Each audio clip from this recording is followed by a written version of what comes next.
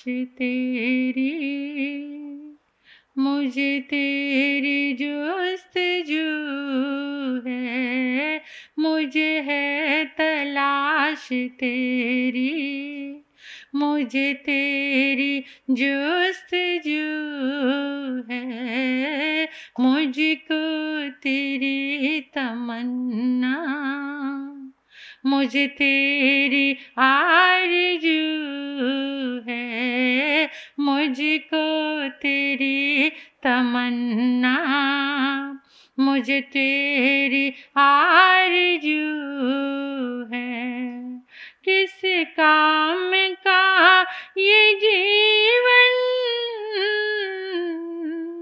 तेरा प्यार गर ना पाया, किस काम का ये जीवन, तेरा प्यार गर ना पाया, तुझसे न दिल लगाया, तुझको न गर रिझाया, तुझसे न दिल लगाया, तुझको न गर रिझाया, तुम बिन अंधेरी दुनिया, तुम बिन अंधेरी दुनिया, सुनसान चार सू है, मुझे है तलाश तेरी, मुझे तेरी जुस्तजू है, मुझको तेरी तमन्ना, मुझको तेरी तमन्ना, मुझे तेरी आरज़ू है, मुझे है तलाश तेरी। आओ उस तलाश में आगे बढ़ते हैं।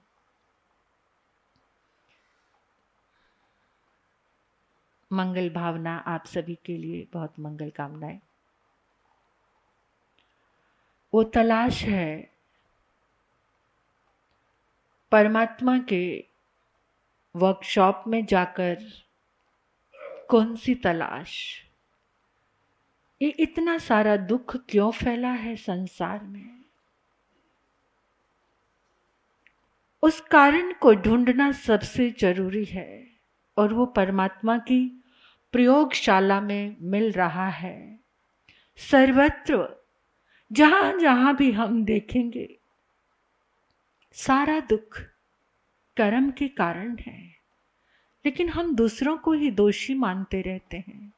वो स्वयं का किया हुआ कर्म है जो हमने खुद किया है, और दोष दूसरों को देते हैं। इस प्रयोगशाला में यही रिसर्च है, इसी के प्रयोग है कि इतना सारा दुख और उसका दोषी कोई और नहीं, आत्मा स्वयं ही करता है, स्वयं ही भोगता है।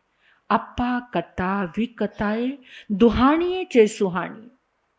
आत्मा ही करता है, आत्मा ही भोगता है, और दोष देते हैं दूसरे को। ये नहीं सोचते कि पहले उसने दिया, अब रिटर्न, वो रिटर्न लौटाने के लिए हमारे पास आया है। जब ये समझ आ जाएगी तो दुख में भी सुख मिलेगा, और सुख की अनुभूति होगी और मन शांत रहेगा। तो क्या कारण है? कर्म बंध के कारण और निवारण। जैन धर्म में 4 वादों का चिंतन है। जो जिन शासन है, जैन दर्शन है, इसमें 4 प्रकार के वाद आते हैं। बौद्ध धर्म में से 4 आर्य सत्यों की चर्चा की गई है। वो सब एक जैसा ही है, नाम बदले हुए हैं। अगर उसके भीतर जाएंगे तो सब कुछ एक जैसा ही मिलेगा। आचारांगी शास्त्र में आगमकारों ने 4 प्रकार के वादों की चर्चा की है। उसमें सबसे पहला, ये बहुत मौलिक है, बिल्कुल लेटेस्ट, हर काल में एक नया है, हर समय में एक नई चीज है। जब भी आप देखेंगे वेरी लेटेस्ट। क्या? ये 4 वाद। सबसे पहला है आतंकवाद, जो कभी पुराना नहीं होता, लेटेस्ट, जो कभी पुराना नहीं होता, वो क्या है? आतंकवाद। दूसरा है लोकवाद, तीसरा है कर्मवाद और चौथा है क्रियावाद। ये 4 वाद है। आत्मा को सबने स्वीकार किया है, उसके नाम अलग अलग दिए होंगे। वेदांत ने उसको ब्रह्म कहा है, आत्मा को वेदांत ने ब्रह्म कहा है। सांख्य दर्शन ने उसे पुरुष कहा है, पुरुष का नाम दिया है आत्मा को। आत्मा की जो शक्ति को उन्होंने पुरुष के रूप में एक्सेप्ट किया है, स्वीकार किया है। बौद्धों ने विज्ञान संतति कहकर इसके रूप को प्रतिपादित किया है, इस तत्व की स्थापना की है। जैन धर्म ने उसे आत्मा कहा है और पाश्चात्य दर्शन ने, पाश्चात्य वेस्टर्न लोगों ने उसको सोल, सेल्फ इस नाम से प्रेजेंट किया है। और इस्लाम धर्म में उसको रूह कहा है।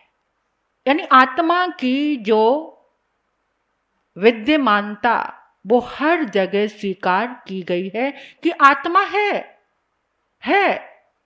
आत्मवाद क्या?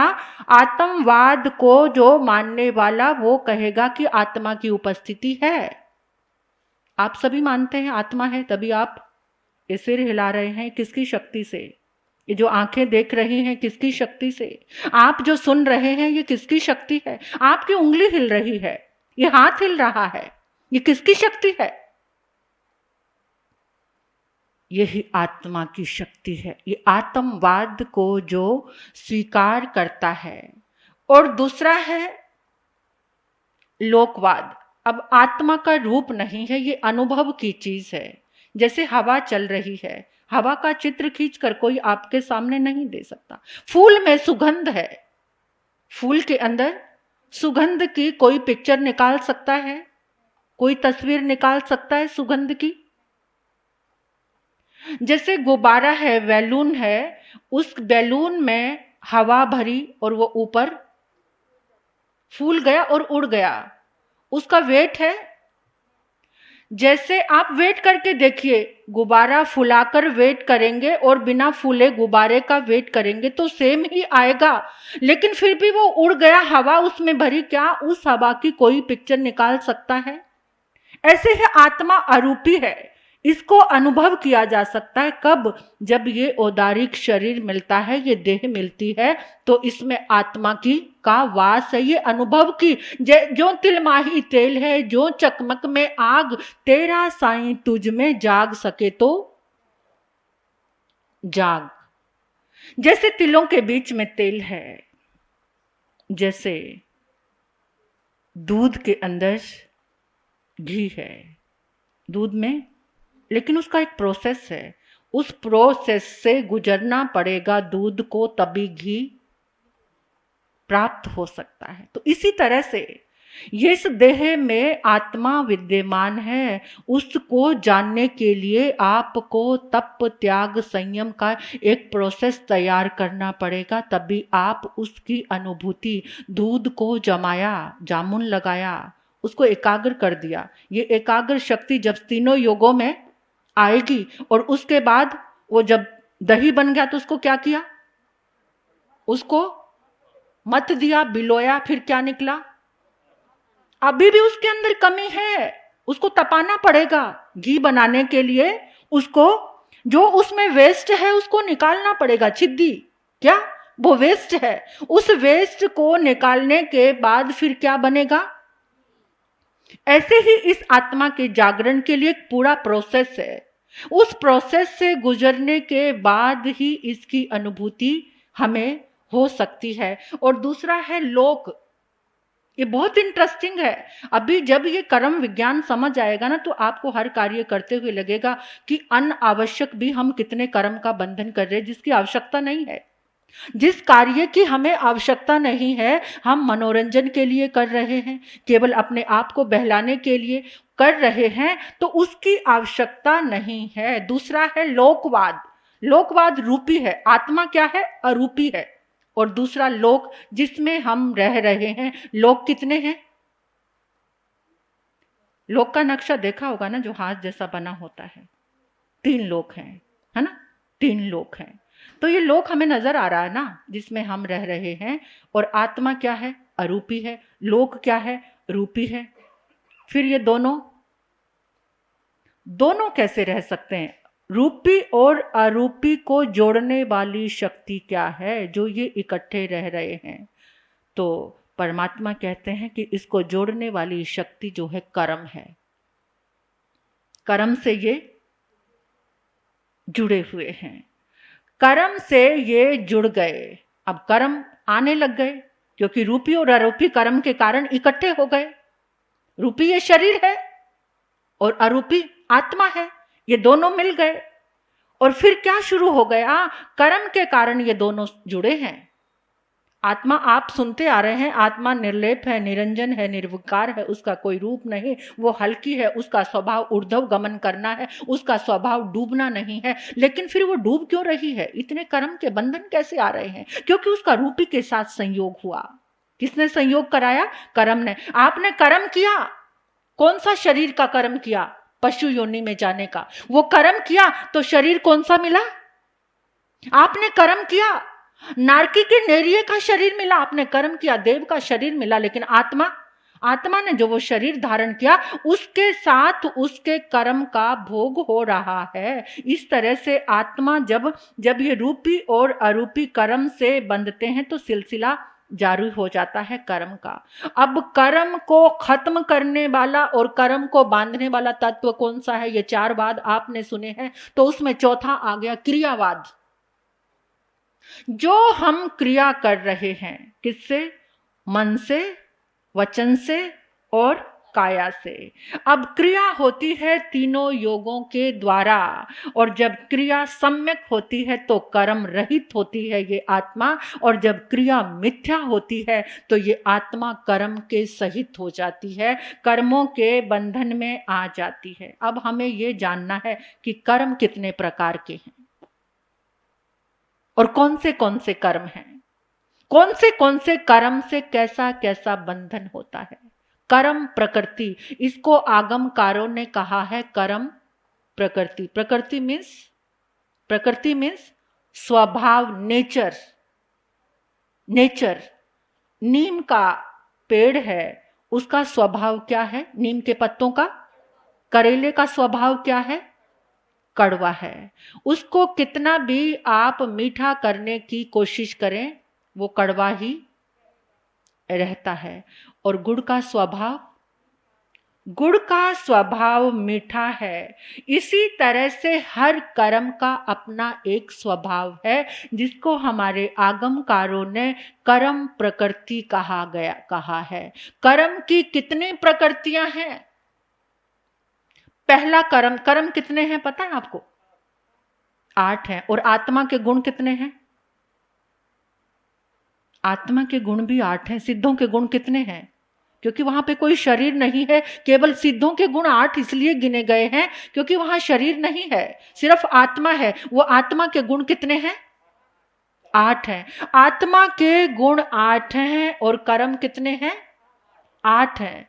तो हर एक कर्म का अपना नेचर है, अपना स्वभाव है। आत्मा और कर्म का जब बंधन होता है तो वो किसके साथ? वो कर्म अपना प्रभाव दिखाता है, आत्मा के गुणों को ढकना शुरू कर देता है।